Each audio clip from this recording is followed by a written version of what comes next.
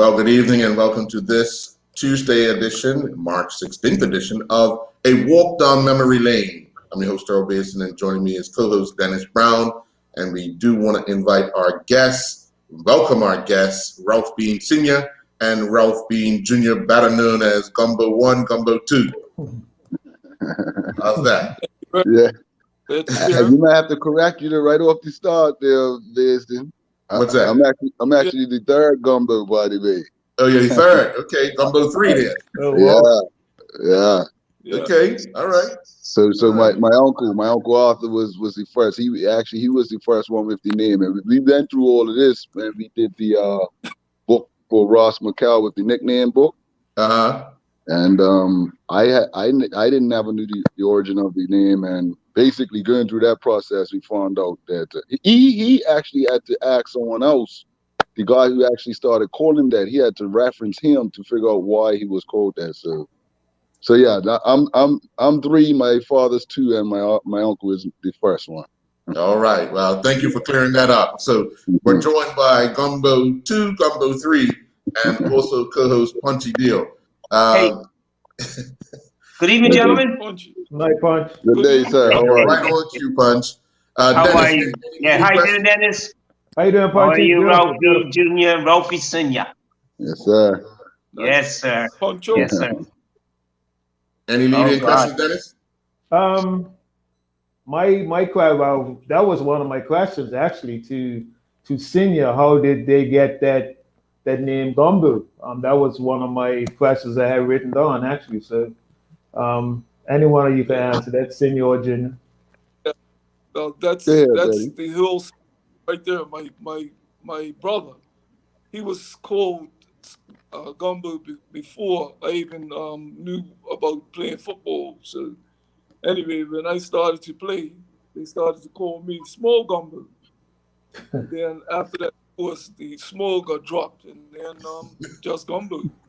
Okay. And of course, and they passed the name down to my son. Okay.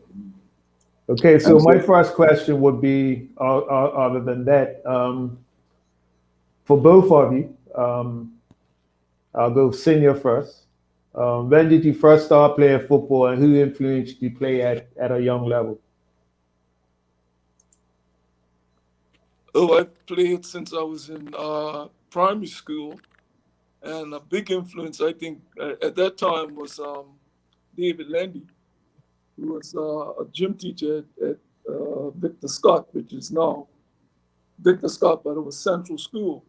Okay. And he was one of the gym teachers down there, and I started playing then. And of course, that was it. I just kept going from there. Okay. Junior, when you first start?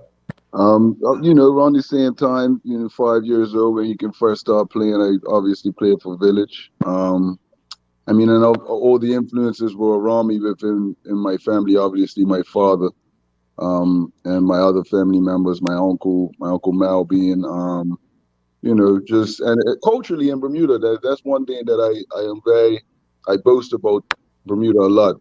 Football is a culture in Bermuda, so it's not that hard for people to fall into it. Okay. Punch? Hey, good evening, you guys. How you doing? Hey, Mr. Ralph Sr., Gumbo Sr., how you doing, brother? God, yes. Glad to have you both on the show. Yeah. But the first thing I want to ask you, I think when Joe Trump was on the show, how did you actually get over to North Village? What happened? What happened? Because I know this is a real story there. I know that for a fact. Yeah. There is. I was originally going over to join up with Devonshire Colts, because Devonshire Colts at that time was my favorite team. And of course, Frog Field had 2 fields side by side. And North Village was training on one side, and of course, Devonshire Colts was training on the other side. And I had to go across North Village's training before I got to Devonshire Colts training. So, of course, I never made it that far because Joe Trott I believe at the time was Sam Houston. They stopped me and asked me where I was going, and I told them I'm going to join Devonshire Colts to play for them. And they stopped me and they talked to me for a little while and convinced me that North Village is the place I should be. And the rest is history. Yeah, well, it sure is. Thank God for that. Thank God for that. I can tell you that right now. Hey, Ralph Jr. I'm going to ask you a question too. You know, your father, I played alongside your father. I'm sure he had a lot to tell you about the game and, you know, what it was like. But both of you, I always figured that playing alongside your father, I think your father was an out and out center forward. He could play wide, he could play left, but I think he was out and out a striker. But you, I don't think you were, my personal, I thought you were always a number 9 behind the striker. You know, I think you're two different. Tell me what's the difference. What is the difference between that you are different from your father? I think what it is that from what I heard, because I didn't get to see it myself, right, in his prime, but from what I heard, he had that lightning, frightening pace, and I didn't possess that. I wasn't the slowest person on the pitch, but I definitely wasn't the top 5 fastest. So it sort of forced me to be a little bit more. I guess I couldn't rely on that so much, and so I think more naturally understanding the game. I always watched the game when I was a youngster. My mother told me this as well. So when I would go to games as a youngster, all the other children probably would be playing football on the side or something. I actually watched. So I think I had a sort of an understanding of the game, and just not having that pace made me to have to, you know, find different ways to break down defenses. So I guess I developed somewhat of a passing game as well, and understanding the game. Oh, yeah. The senior, just punchy. Punchy thought I was always a center forward. I always thought I didn't view myself as that. I always thought I had my best time playing out on the ring. And drifting in sometimes just to go behind the defenses. Yeah, I guess you're right too with that, Gumbo, because I think at the time, I had to probably correct that because playing alongside you, because it was Arthur Bean, center forward, and then you always played off the center forward, if I'm correct. Yeah, exactly. Yeah, you were. Well, you scored so many goals. You scored so. Yeah, you scored so many goals. So I think you kind of like actually you're right. You're right, Gumbo. I'm sorry about that. My mistake. But you know, we will go into that afterwards. But you're right. You really are the center forward. You played off the center forward. You know what the interesting, like, basically that any diagonal balls which Joe and Woody used to pick me out quite often, used to just give me the eye. And then they'll just hit that diagonal ball, and I'm behind the defense. A lot of times that used to happen. So I had my best time coming from the ring.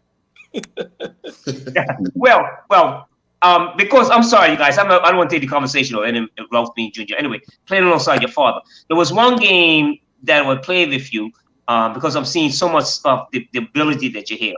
We were playing up. I always remember this game. We were playing up a PHC against PHC. I don't know what's an FA game. It was probably a league game. And the ball came over. It was 3-on-1. It was me, you, and we had 3-on-2 or something like that. And I made a run forward. But anyway, I'm seeing some of the greatest goals you scored. You cut in from the right side, and I made an overlapping run on the right side. You cut in towards the goal, and I'm saying, yeah, the ball should come. It should come to me. You're gonna make a pass. But I tell you what, you didn't make that pass. And when you struck that ball with your left foot coming in from the right side, that was a goal that should have been recorded. I mean, we were running around the field. I mean, I'm seeing you score great goals, but just playing alongside of you, I'm seeing you score some great goals. Anyway, you're absolutely right about your positional play. I thought you played wide, right and left. And I always also knew, Mr. Ralph Bean Jr., your father, was left and right. left and right, no matter what.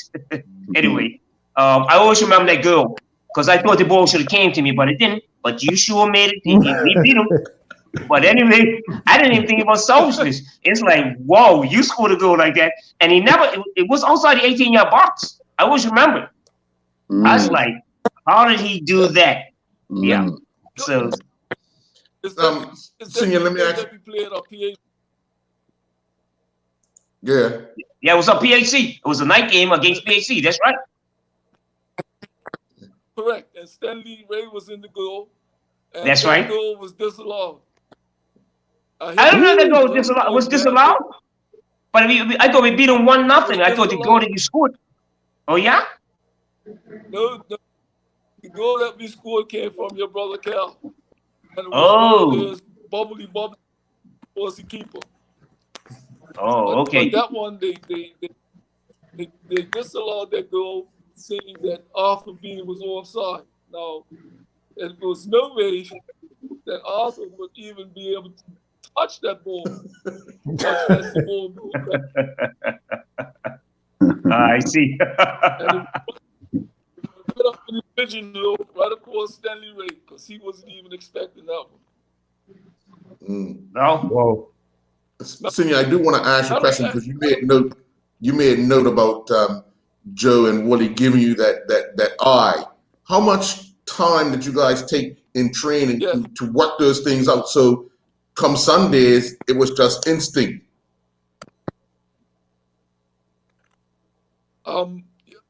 It was just a matter of playing together that many times, and you sort of have a feel for what the next person's going to do and when they're going to do it. And that's the only time I used to make sure I waited until they had the ball under control. And then give me the idea and start my run. That's when they decide to release the ball. And of course, a lot of times, defense is off guard. Yeah, I know you guys used to do a lot of work together and similar. Well, you would always switch sides, but the way you used to get behind the defenses on a regular basis, Dennis, I couldn't figure out how defenses couldn't just drop off and allow Gumbo to run at him, but they kept allowing him to get behind him off of a ball from his defense kind of thing. But Gumbo Jr., you talked about not being the fastest, but you worked on your craft enough to be that much more skillful with the ball at your feet. Is that something that you really, really had to work on to ensure that once you got the ball, you were strong enough to hold on to it? Because back in the day, your father used to run from one touch line right across the field to the other touch line, dribbling the ball, and then cut back, and then end up either supplying somebody or scoring. So doing that, did that actually work in your favor? Yeah, and I can't act like it was something that that was deliberate. I just think it was just something that I sort of evolved out of necessity, so to speak. And I just had this conversation the other day in terms of my goal scoring. That didn't come naturally for me as well. I think the dribbling and the vision of the pitch and players around me, that was something that was somewhat natural. But even goal scoring wasn't the most natural thing for me. And I know that because if I ran in a drought, I had ways of pulling myself out of that drought, where, natural goal scorers. And I had conversations with some of them, like a Raymond Beach or something like that. It just was in them, Yeah. Dennis? Yeah, to Senior, like Punchy, I remember attending a game, North Village in Somerset, Devonshire Rack, man, and I saw you go cross. I'll never forget that. I was still in work sack. I think I was in my 4th year in work sack. Went to a night game out the rack, and this game here, man, you picked up the ball. I know you ran across at least 6 or 7 Somerset defenders and scored. I will never forget that night. Either 5, 6, or 7 defenders and scored. So you possessed a great talent to be a one-on-one attacking player. So where did that come from? Did that come early in your career, or like your son did it evolve as you got a little older? Yeah, I think that after a while, it just sort of became like a natural thing. I always tell guys that whenever we used to train, especially our frog lane, of course, we used to have just one side with lights. So whenever we used to come to to the end of a training session, I would I would just take the ball and start dribbling, and whether the opponent side, the opposing side, or my own teammates, I'm trying to beat everybody. I don't care who you are. I just take the ball and start beating people, just trying to beat feet, because Whoa. that's the only way that we could see. It was so dark. Uh, the pitch wasn't lit up that much, so you just try to keep the ball as close as possible, and anybody who tries to get it, you just block them and keep the ball. And that's how I think mine evolved. And talking about that game out Devonshire Rec against Somerset, I still have Somerset players now telling me about that game because I had no idea what was going on. They say, "Hey man, you pick up the ball just over the halfway line, Yes, Patsy and you were have. going straight, the ball was straight, and guys were just falling down." I said, "What?" I said, "This Unbelievable. guy was just falling down." Right? And they said, and after you scored, even these Somerset players up on the bench started applauding. So I said, Unreal. man, that must have been Oh, that was special. That was special. Yeah.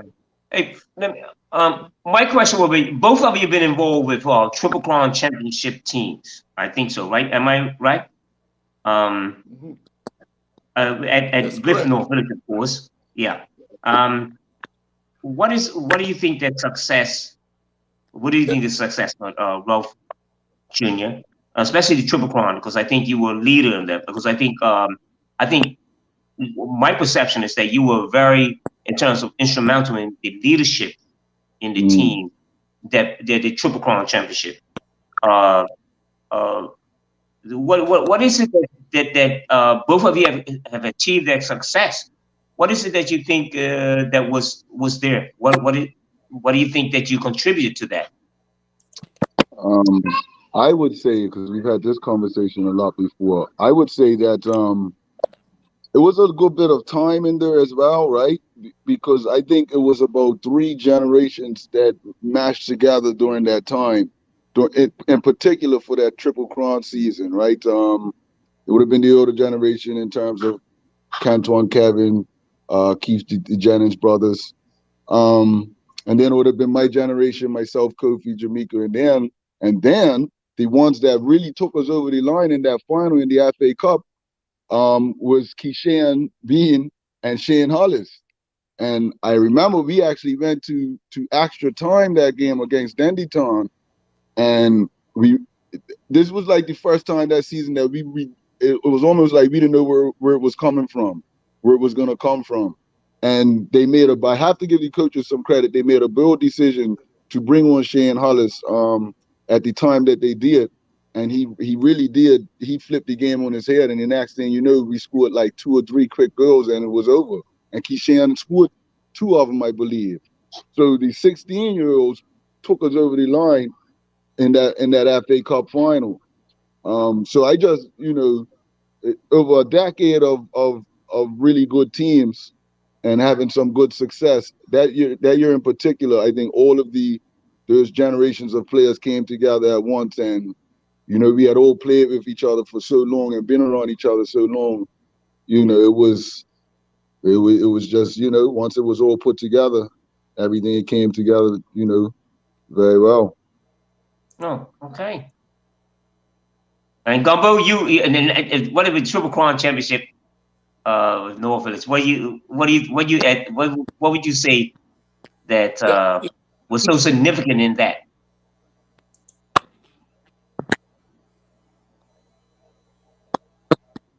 Uh, teamwork, I mean, a lot, and almost like we were like a family. We did all sorts of things together. Not just on the field, but off the field. And you start to born like that, so that every player is just playing a game that's gonna benefit the team, and the team is playing for each other, and that's how it actually happened. It was so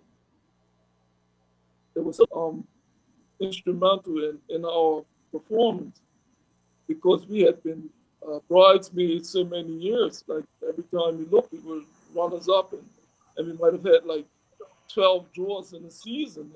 And we were losing the league by about 1 point. And I'm saying, man, after all these games, and we can't even win the league, and we haven't even lost that many. But that's the way how the ball bounces. And of course, I thought that that was a very, very good year because not only did we have the Triple Crown, we had the Martin Cup, and when WE came, we had that as well. In a calendar year, we had the whole 5 trophies at one time. That's right. That's right. Mm-hmm. Dennis, you wouldn't know about having all 5 trophies at the same time. You done that with Devonshire Cougars. But go ahead. Next question. Yep. Well, yeah. Next question. To Junior, your daddy created a great legacy for himself as one of the best strikers forwards in Bermuda history. Did you feel any pressure as a football player to replicate that, or how did you deal with that coming up as a football player? No, I didn't feel any pressure. Number one, my father never really gave me any pressure. Some people ask, yo, man must have had you out in the yard and, like that. And it wasn't like that. He never even pressured me to play football. Like I said, culturally, you just play football when you live in Bermuda, right? And then I was also, my mother had the full vision to just sort of warn me of the comparisons that were going to come anyway. So I was warned at a very early age that that's going to come. And, it's no matter what you do, no matter what you say, those things are going to, those comparisons are going to come up. And, just being prepared for it allowed me to not worry about it so much. So I think I was well prepared from both my parents in different ways of not succumbing to that type of pressure or even letting it or even buying into it at all, to be honest. But taking up the number 7 like your father, you would have created that extra talk because obviously people's going to say, that's the number we know at the North Village, number 7. That type of talk when you first took that up, even probably as a youth player getting into the senior team, how did that all materialize? I mean, when you're a young man, you want to be like your father, right? so if I was gonna pick a number, naturally I would gravitate to the number that my father wore. And think about it, when you're young, in my mind, that never even crossed my mind that, oh, I may be putting pressure on my back by taking on this number. I didn't even think of that. In retrospect, I think about it, and you mention it now, it makes a lot of sense. But like I said, I want to be like my father. Like, yeah, I'm gonna take on the number 7 jersey. Oh. Yeah. Well, number thing is just popped off. He'll be back shortly. So go ahead, Funcher. I'm going to ask Ralph Jr. Listen, in the times that you played in the championship, I could think about all the players that you played in the Triple Crown Championship, like a lot of names, like Sammy DeGraff. And Damon, I forget his last Damon. Damon Edwards. Yes, Damon Edwards, yes. Yep, there we go. Give me a perception of that team and the players that you played with. Because I thought at the time, even with my son, Jamaica, but there's a lot of unheralded players that are not mentioned. Who would you say that person that did so much, like Damon Edwards and Sammy DeGraff? Because Sammy was actually the captain. Tell me about them. Tell me about Sammy and Damon. And I'll add one more at the end of it. But Sammy was a really good player. I guess somewhat different than the rest of us in the way that he approached the game. Sammy had done a lot of camps, And just to throw it in there, I I can't was hear it, baby. Go ahead, invited get back on. I to can't hear one of it. the camps by he and his father, and that was the camp that actually got me into the school that I went to. So, I give thanks for that. So just from that regard, he was very My technical. goodness. That's what I would call Samuel, a very technical player. And Damon Edwards is one of the players that Damon Edwards, I will put him in the same boat as the gentleman that I'm going to speak of now. I used to always say you can't win no trophies without a Jamal Boyles. So we had Jamal Boyles in our team, and him and what Damon Edwards, who we called Super D, were very similar. And like you said, they could go unsung. You may miss out on them, or not even recognize them because they're doing all of the things that allowed myself and Jamaica and other playmakers to do what we did. So their contributions, yeah, they could be invisible sometimes, but as a player and a player on that team, I knew how important they were to us. You know. Good. Yeah. Gumbo's, yeah. Yeah, he's Gumbo's back. thinking. He's back. Hey, Gumbo. So in our team, who would you think was the unheralded, the people didn't speak about? Who you the people that really like grafted, like put the work in? You don't hear much about them. Who would you think that if the Triple Crowns that really were like that, the unsung heroes, I would call them?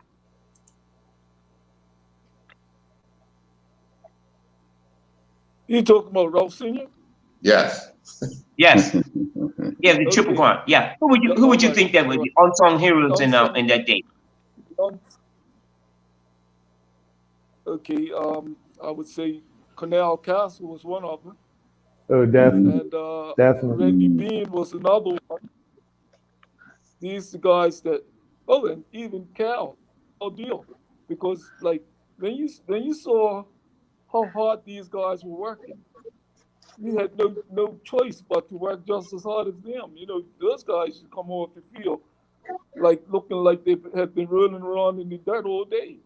And that's the type of guys that you looked and said, "Oh man, these guys are really, really good all out for the team." And like I said before, when you get to a stage like that where you're all thinking on the same terms, then that automatically made you turn your game up and do just as much hard work as they do. And like I said, Cornell Castle, nobody even sort of recognized him, but he was one of the steady guys that stood right in the front of the defense, and he used to break our players. And of course, he never used to be flashy or anything. He just broke up the play, laid the ball off to somebody else, like Randy or John or somebody, John Tucker or somebody else, and let them start the play. So these the guys that are unsung heroes. Yeah, thank you. Yeah. Yeah. Senior, I want to take you back to one time that I know a lot of younger people probably wouldn't know, but you had the opportunity to play in the NASL. You played with Philadelphia in 1975. Take us through, because you Yes. also had Pinks in that team as well. Mm-hmm. What was those times like for you playing in That's Philadelphia? correct. Um, it was different. Let's put it that way. It was very different. Of course, we had to train every day, and the thing is, with us, the gentleman who came down to actually scout us out when we actually got there and started playing, like our whole style of play was changed because of the way how he wanted us to play. And I was thinking about why did he come down and select us if he liked the style that we were playing. And he sort of like changed our whole style. He didn't want Pinks to dribble, which that was Pinks' game, and he didn't want me to get involved much because he wanted me to just have my back to the goal, lay the ball off, and things like that. And that was none of our styles, and it should, because see, he never used to start Freya Pinks lose much. And of course, when I got injured, then that was both of us out of the team, really. So anyway, that's the way how that happened. I mean, it was a very good learning experience. I enjoyed myself at Philadelphia. Dennis? Yeah, also to Senior, I read somewhere that you were a guest player for Tottenham Hotspurs when they came to Bermuda in 1979 for a summer tour. Can you Yes. elaborate on that a little bit? Yep. Okay, Tottenham came down here as a preseason training, and of course they didn't bring their entire team, and so they wanted Bermuda's national squad to lend them a few players. Of course, I was loaned to them instead of playing for the Bermuda select team. I was loaned to them, and they set me on the bench for the first half, all of the first half. And they had a substitute goalkeeper out there playing on the field. And I'm saying, oh, gee, if that's the case, they might have left me on Bermuda's team. When they finally did give me a game, give me a run out, nobody would pass me the ball. Oh, So, wow. anyway, the game went on, and I picked up a ball just inside their half, and I dribbled a couple times, and I took a shot and scored against, I think it was Bully Beef that was in the goal for Bermuda, and I scored. And after that, the ball never stopped coming to me. Wow. Yeah, so I Yeah, Punch. they thought I guess they must have thought I couldn't play. For real. Yeah. The country too. I do know both of that. Ralph Jr. The time that you were playing the national program, what significance? Who was at the time? I don't know who was coaching. What significant games that you played in with the national program? It was a few different coaches during my time. I can say the campaign that was the most memorable for me was one of the World Cup campaigns. I can't remember what year it was. It was 2006. I think it was 06. And Kenny had the team, and it was the first time that I was satisfied, so to speak, with the level of preparation that we were taking on. And so we actually, part of that preparation, we did a Central American tour to Panama, Nicaragua, and I think it was one other stop. And then during that campaign, we played Trinidad, which was a pretty big game. It was the only game that I was involved in where the stadium was packed, and I'm talking about people standing off on the roof on the other side of the road from National Stadium. And I think they actually put in extra seating during that game, so that was very significant. Like I said, I can't remember what year it was, but I do remember that distinctly. And I think for myself, that was the most, I would say, significant campaign that I have been on with the national squad. Okay. Okay. Hey, Ralph Senior, and your one, the national program. Yep. I would say the Pan American games that we hosted in Bermuda. When we played up National Stadium, there were 5 teams that were involved in that Pan American qualifiers, and of course Bermuda ended up on top.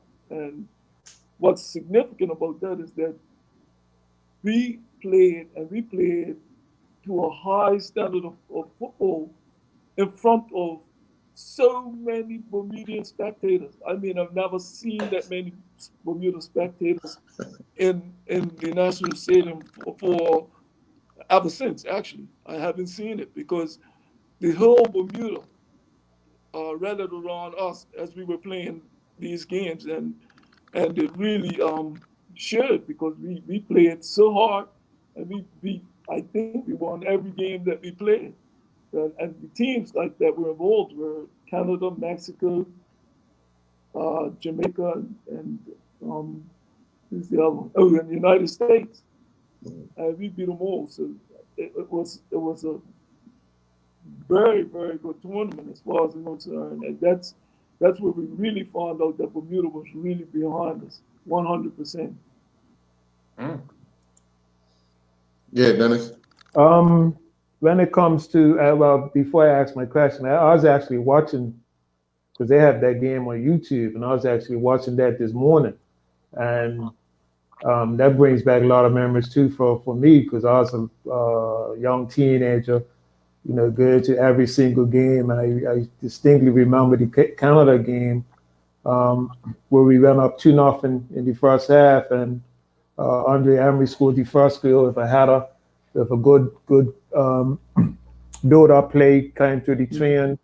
Ball played out wide to Woodgate, one time crossed into the middle for Andre to score a good header. And then Gumbo's goal,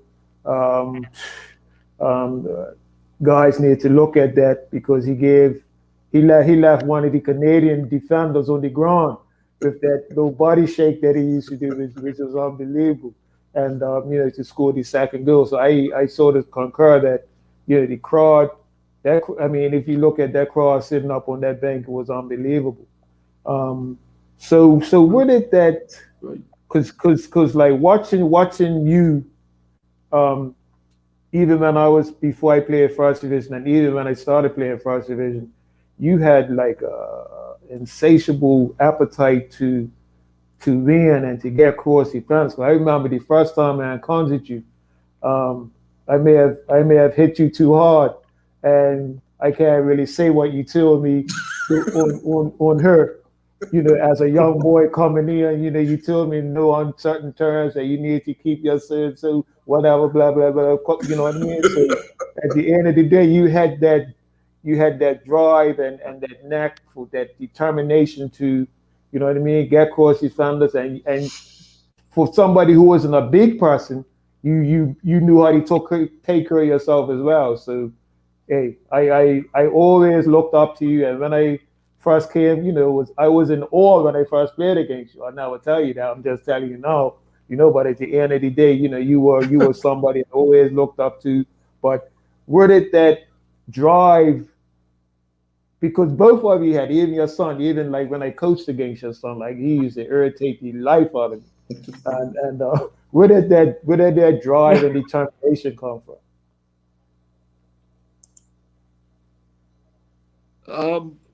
I guess just being very competitive and putting the amount of time in. You have to have something to show for it. And there's so many guys that I've played against, and they say, "Oh man, I knew you were going that way." And I said, "Well, how you know I was going that way? I didn't even know I was going that way. I just changed mine in the last second."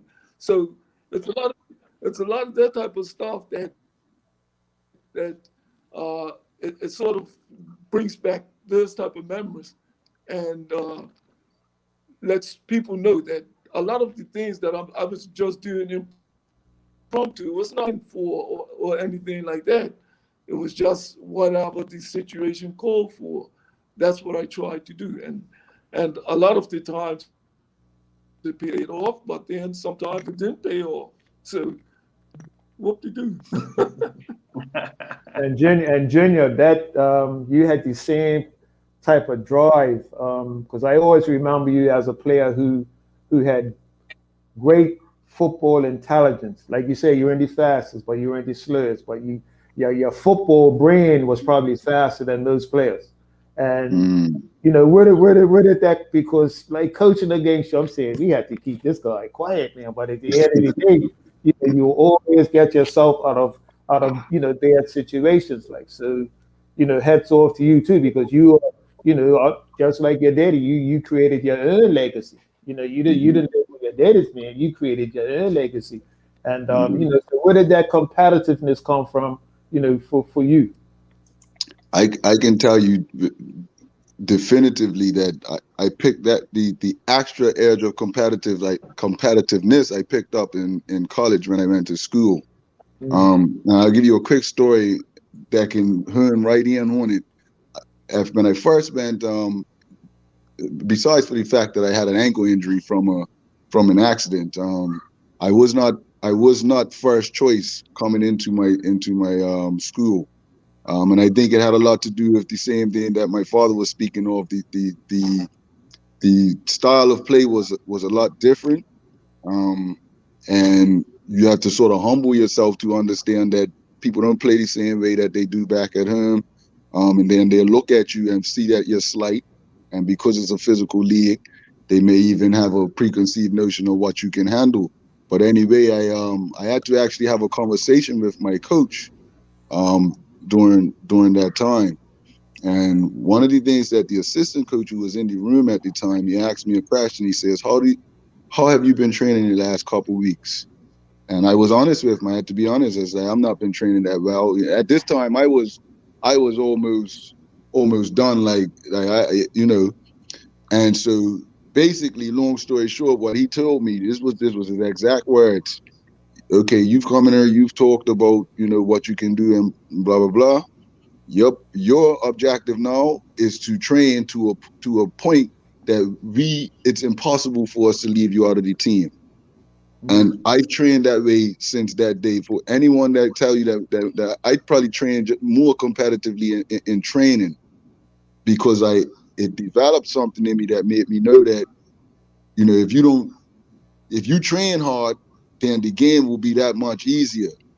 The other thing of being out there, I realized that people are always looking for the reason to sort of call you, to make you not look good, if you understand what I'm saying. It's very competitive sport out there, just in general is competitive. So what you did the last game, they didn't care at all.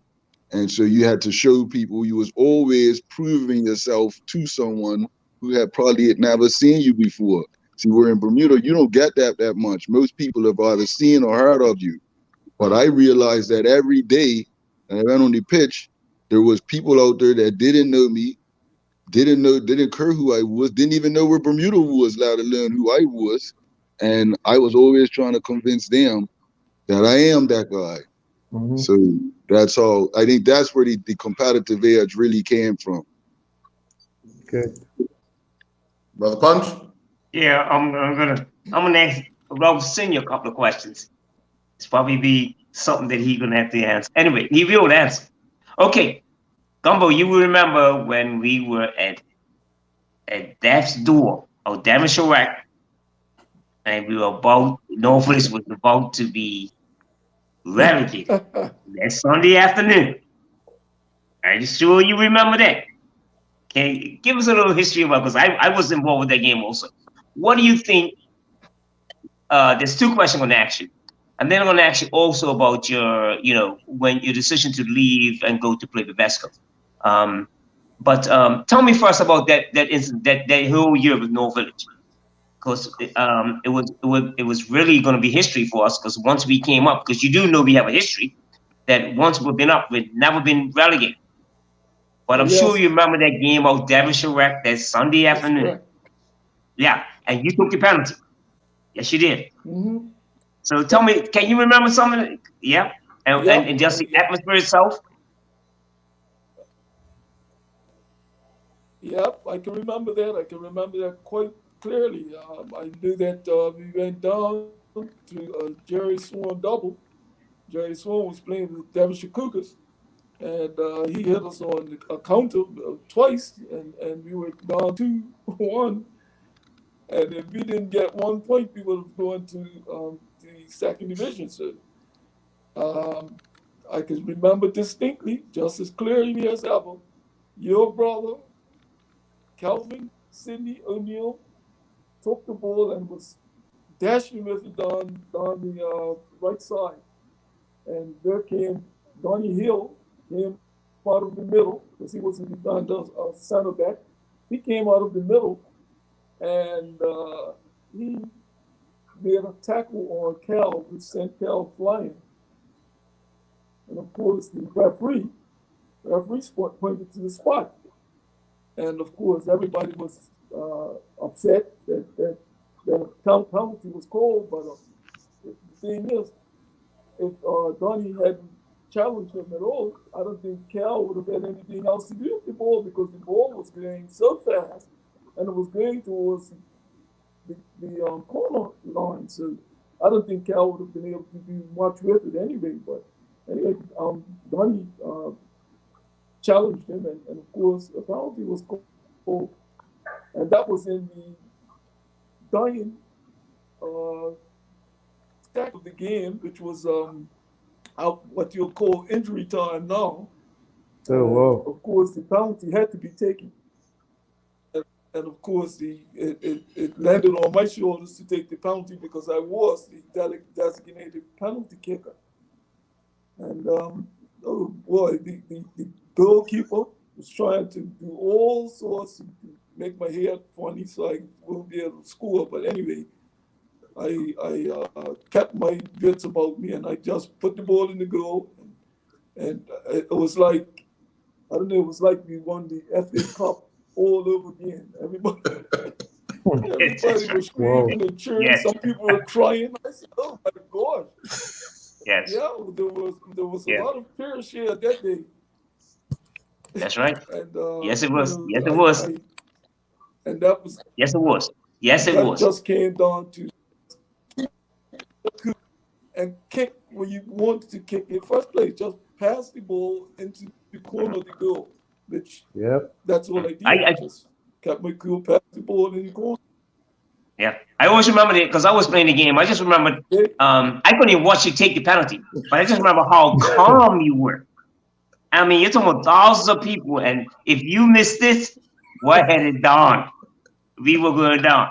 But I always remember that you know, that just how calm you put the place the ball. You didn't never even look like you were even worried about it. And so, you know, after that Bedlam broke loose, people run on the field and all that stuff. Really trying, you know, about that. I always remember that. But the other thing I want to ask you, of course, is the question will be asked about you leaving us. Because, you know, I can say this, or no, we would never ever find the right side and forward. We had such a gap after you left. I'm sure, what was it like when you went to, what was the, because I asked Cruz Bowers that, how were you received by North Village people? There was a lot of talk, there was a lot of stuff going on then, and I'm going to ask you that. And so what you know, how did you handle that? I got a bunch of stories about that, but I'm just gonna we were training down at the desert, down across from Victor Scott. That's right. And, this was preseason, and of course, you guys had a great junior team. That was when Richard and Robert and Cornell Castle, Dickie Hollis, yourself, all these guys were just coming into or breaking into the first division team, or trying to anyway. So Dickie Hollis came to me and said, "No, it's time for you old fellas to step aside." So I said to Dickie, I said, "Oh, Dickie, look, I don't know how old you think I am, but if you guys prove that you're ready to step into these shoes, then I'll gladly step aside." And at that time, we had already won the Triple Crown Championship. And of course, like I said, we had a big batch of players that are coming up from the Junior Bowl. And they were really good players. You know, these guys can handle the ball and all that. So then I got approached by Denny Seymour to come and help him out with Vasco to try to, you know, bring football into a higher level at Vasco. I gave a lot of thought. I just got married. I gave a lot of thought, and I said, "Well, look, North Village is in really, really good shape. I mean, there's no way that they'll be struggling because they got so many talented players that are coming through." So I said, "Okay, Danny, I'll go and help you out with Vasco," because he told me a couple of other guys that he for signing that were being done, and you know, with our help, maybe we could keep them in the first division, and that's why I decided, yes, it's a good time. I can do that, and it won't hurt North Village in any way whatsoever. If Village weren't as strong and in depth as they were, then I probably would have stayed in North Village. But I knew that North Village were in good hands. So that's, you know, that's one of the reasons why I left. Okay. Hey, Ralph Jr., I'm sure, maybe through grapevine, that you've probably been approached, that you stayed with the Red and Whites team. I'm sure you have been approached by other people. I've heard through grapevine you were sometimes. What was your decision to actually stay? What made you stay? Because you remind me of I'm not your father, but anyway, you remind me of people like myself. I played for one team. What was your decision not to leave North Village? You know what? I would say the prime of my career, I didn't really get approached that much, and I think it probably was because I guess most people just assumed that I wasn't interested. And to be quite honest with you, they were probably right. I wasn't interested in leaving. I didn't really have a reason to leave. Um, and I enjoyed playing with the players that I played with. I really enjoyed playing with my team. We had a good crop of players. We played a brand of football that I really enjoyed.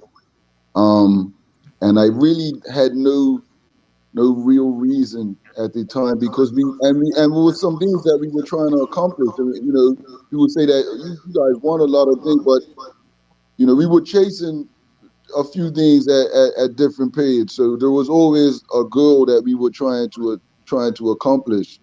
So I was never unhappy at Village as well. So really, I don't think I had a real reason to leave. And so, you know, like I said, enjoying it where I was at, it was no need for me to go anywhere else. I was good.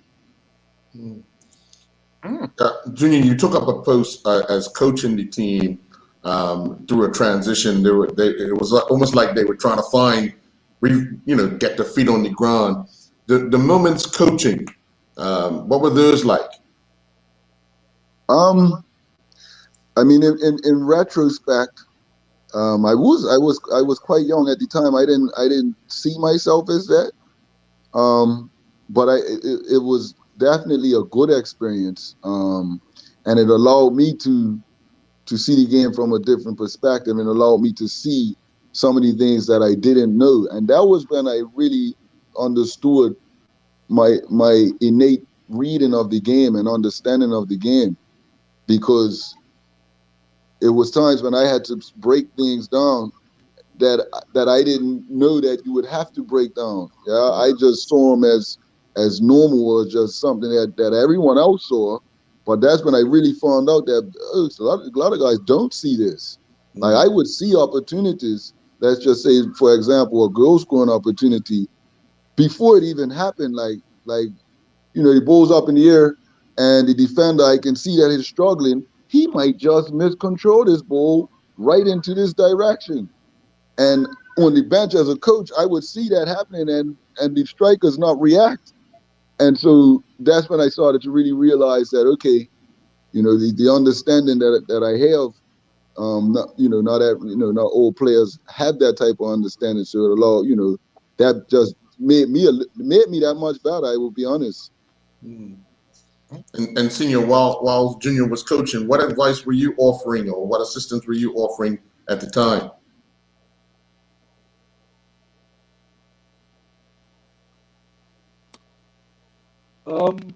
No, I didn't offer too much advice. I had my little Yeah. skills coaching as well, so I just thought he can, he can handle himself. He knew the game very well, so I didn't need to add my 2 cents because I always thought that actually I thought he had read the game better than I have, and I thought he had the understanding of the game more than I had. So I didn't. I love with him in that aspect. I Dennis? To both senior and junior. We've all had one memorable match that we've played locally that we'll never forget. What was that match for you guys, senior and junior? The most memorable match that you played in locally? We'll go senior first.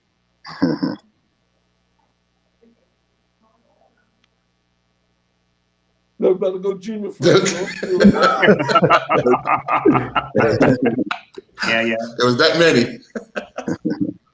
I mean, for me, it's yeah, it was so many. I can think of quite a few, but the one that's popping in my head right now, so I may as well say it, is the game. It was a November 11th game. What cup is that? Martin No, Murray. it does. Mortimer. It was Mortimer then, Yeah, and you Doug want Lee is Mortimer. now. Yeah, Doug Lee is now. and it was against Cougars. Oh, it's Wellington Oval, and I believe the game ended. I believe it ended regulation time 4-0. Wow. And we were always chasing the game.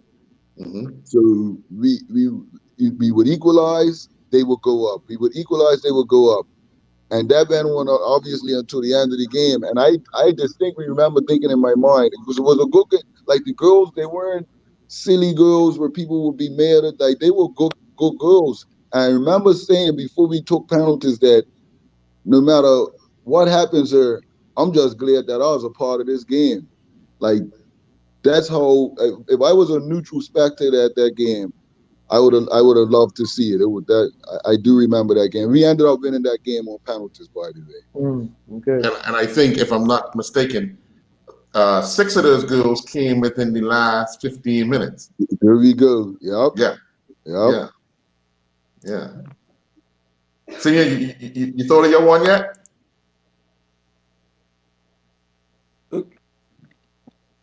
Yeah, okay. Locally, it's not just one game; it's 4 games actually. Oh, wow. We played this game 3 times against Devonshire Cougars up Somerset. We were losing to Devonshire Cougars, and Was that Vasco? like I said, this is injury time. We had a yes, again. I mean, I was playing with Vasco. Yeah, I remember that. Of Somerset. Were Yeah. just about to knock us out of the FA Cup. And halftime, we had already had a talk in the dressing room about how Colin Jennings, Fish, they used to call him, and of course he's deceased now, but anyway, he used to come to his near post all the time. And we were talking about that, getting the ball to the back post so that somebody could come in and head the ball. Now here I am, right out on the touchline, out on the right-hand side, and I just threw up a Hail Mary. I just kicked the ball, crossed the ball for the far post. And lo and behold, the ball just drifted right into the goal. And Colin Jennings couldn't do nothing about it. That was the beginning of 3 replays. We had 3 replays before we reached the final of the FA Cup, which we did end up winning. Yeah, I remember that FA Cup final because that was my first one when we played against Vasco. Controversial penalty. I think Ralph got brought down in the box like 2 minutes to go, and that was the start of the diving for the strikers. I remember that clearly. That was the start of the dives. I remember that. The FA final when you play Somerset. National Stadium, Charlie Marshall was the referee. Yeah, man. Yes, I think it was you and Larry Simmons, I think. I've always said this. Whenever I'm in the box and I'm not unreal. Unreal. Purposely. If I fell, that was because somebody fouled me. You can't get the shot off, hit the deck. Unreal. And I remember that distinctly too, because I think it was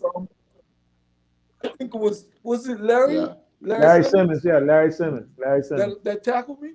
Yes. Because yes, a ball was going in towards the goal, and Larry was just about to kick it, And I said, oh, I gotta get through to that ball before he even knows that I'm there. And then I actually took the ball away from him. That's when he was swinging his foot to clear it. That was it. I mean, I can't do anything about that. That was Yes, he yes, scored. I know. I know that's not. I do. 2 minutes to go. Because had he not touched me, I would have been in front of the goal. Yep. Had he not You know. touched me, I would have been right in front of the goal. Final question, Punchy? Oh yes, a couple of questions. I won't speak. He's not here, but go back. Melvin. I think my personal opinion, that Melvin is a culmination of between both of you. Part of you, Gumbo, and part of your son, your brother Mal, and of course Ralph Jr., your uncle. I'm sure you can all both give me perspective on that. But I'm gonna move fast forward also. What about now, Ralph Jr.? What do you think about the game now? Quality, because I've seen some photos, some clippings. I wish you would have had this in your father's heyday. That we had videotapings and stuff like that. The quality of the game, and I saw some goals that were scored that Devray had recorded that were recorded in North Village, and I'm sure with Somerset also. The quality was just unbelievable. You would thought you were watching a real top class game. I'm seeing some of this, and even with your father, I wish the games would have been recorded, but they weren't. So, what are you guys' perspective now on the quality of the game now in this country? I have a really rounded perspective of it, right? Because I write for the Royal Gazette, so I do a lot of match reports, so I get to actually see a lot of teams on a regular basis that I probably would never have watched. I will say that this season in particular, I was enjoying the games a lot more than what I would normally do. I guess it's hard to not say that the quality is going down a little bit. Obviously, that's a matter of opinion. But I know that also there's a lot of factors that attribute to that, right? The fact that there's so much opportunity now for young people to go away and play football and try to lock at the professional game. So by default, we deplete our talent pool severely. And the talent, not just in terms of your skills and your ability with the ball, but you also your mental state. People that are driven, usually they end up with those opportunities. So I feel like we a lot of times we're a victim of our own success, and I tell people this all the time. Like I could ship 6 or 7 North Village players back here right now that will go right into our teams and change the level of quality in a weekend. And there's several other clubs that are the same. So I just think we have to cope with that reality now and just figure out a way to sort of offset that. But like I said, having said that, I think that the group of this generation of players, a little bit the technical, and they tend to be a little bit more fit, I would say. When I say fit, I'm talking about in terms of the physicality. Because the weight room is a part of culture that wasn't there when I was coming up. I can tell you that. Show me how to do this. Thank you. And Senior, what do you think now?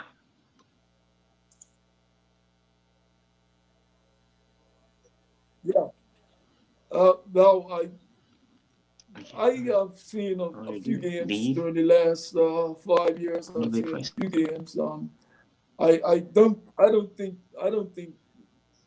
just looking from the sideline, I don't think enough time is spent learning the craft or learning how to control a ball, how to pass a ball. I don't think enough time is spent individually by players they, it doesn't look to me that the basic skills are up to par. And I say that because there are teams from the past, like when I was coming, you had teams from Somerset all the way down to St. George's that had players in that team, like 6, 7, 8 players in that team that can go and move to another team anywhere in the island and still be able to get a game with that team because of the quality that they had. They used to work hard. Discipline was there. They had to work hard. They had to um, uh, train hard, and they all should when they came to play on a Sunday.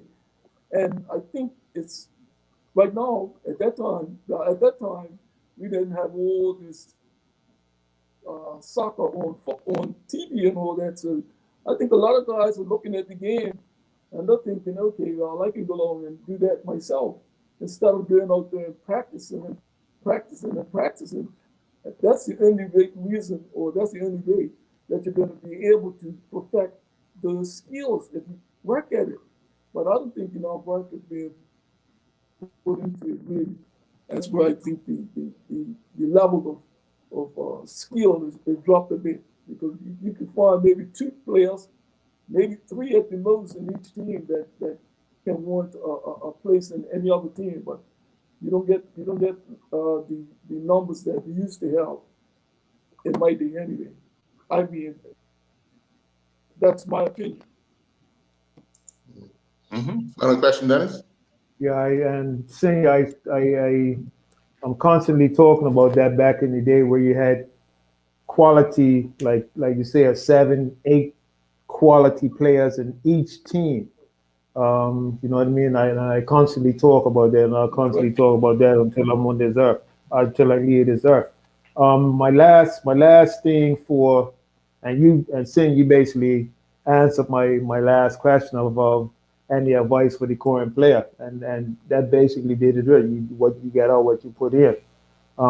So Junior, my last thing to you is, Yes. in my opinion, it seemed like you retired too early, in my opinion, because I always thought that you still had a lot to offer, when you retire. Why did you retire so early? So this is my last question to you. Why did you retire so early, Junior? I think my decision to retire when I did had a lot to do with my ambitions off the pitch. Um, Playing football, and if you're going to take it seriously and you want to be successful and you want to play at a certain level, just like my father just said, there's a commitment of time that you have to give. You just have to give that level of time. And I think I have reached a stage where it was other things that I wanted to give that time towards, and I couldn't. Well, maybe I could have, but it was just a matter of where I was going to get that time from. Mm. And obviously the thing that was consuming most of my time at that period was football.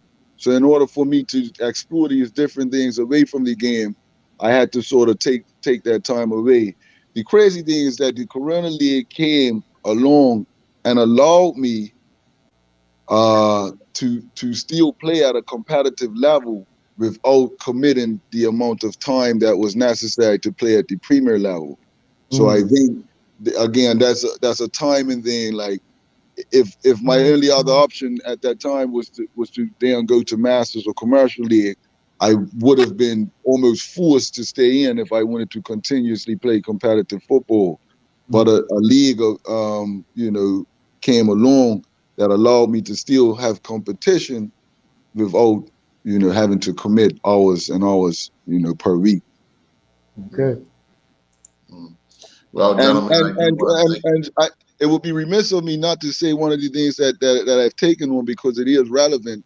With the help of a few of my colleagues, John Barry Newsom, Randy Spence, and LeVar Bassett, we've actually put together a charity called Life Through Sport. And it's 5 years in, and we focus a lot on financial literacy and things of that nature. And we actually have a seminar that's going on at this time. So it's not a shameless plug, but I think that in Bermuda, in the past and even now, sometimes understanding that your playing years are limited. And I say this to players a lot, like your playing years are limited. And I don't think a lot of people give much thought to what they're going to do and who they're going to be when they're no longer the star football player of such and such a team. And I sort of saw that, and I wanted to, like I said, collectively, we wanted to just sort of fill that void and try to help those that may not have a path or even thought of a path after football. Mm-hmm. Okay. Well done to you guys, and continue to do the good work that you're doing, because every little bit helps, giving people that positive outlook, and a look ahead to the future. But again, thank you to both you, Ralph Sr. and Ralph Jr., for your time here on this edition of Walk Down Memory Lane. Ladies and gentlemen, we'll be back next week. 2 interesting guests we'll have for you, and we want to say to our guests tonight, have a good night. Thank you. Thank you, guys. Thanks for having me. Appreciate you. Thank you very much. Pleasure. Right down there.